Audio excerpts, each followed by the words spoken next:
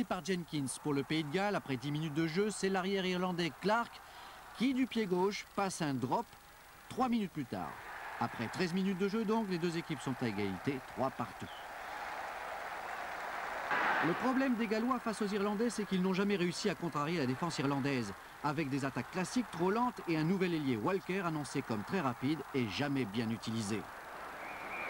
Cet ailier Walker, médaille de bronze aux 60 mètres haies au championnat du monde en salle pour sa première sélection avec le Pays de Galles, ne s'est jamais montré à son meilleur, hésitant et cafouillant de nombreux ballons.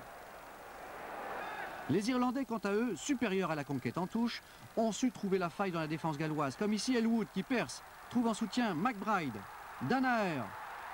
Pat O'Hara récupère le ballon pour Robinson qui marque. On joue depuis 31 minutes, l'Irlande mène 10-3 à Lambs Park, personne n'en revient, les Irlandais jubilent. Sur le coup de pied de renvoi, les Gallois vont nous offrir leur plus belle action du match avec pour commencer une percée de leur 3/4 centre, Hall. Sur le regroupement qui suit, Jones ouvre pour ses 3/4. Ouverture classique avec Ryer, l'arrière intercalé, tarde à transmettre à Walker. Pris par 3 Irlandais, Walker trouve Gibbs en soutien, puis Lewis. Et là, les Irlandais, sur leur ligne, défendent avec acharnement et ça ne passe pas.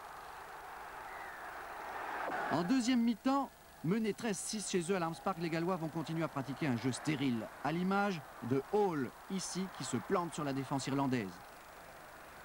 Et quand ce n'est pas Hall, c'est l'autre 3/4 centre gallois, Gibbs, qui maintes et maintes fois vient se heurter au mur irlandais.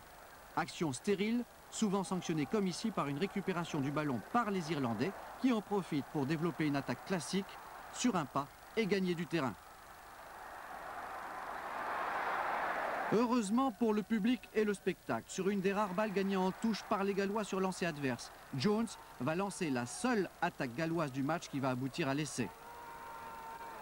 Ouverture, Jenkins, sauté pour Hall, Ryer intercalé réussit à transmettre à son capitaine Evans qui évite 3 plaquages et marque un superbe essai d'ailier.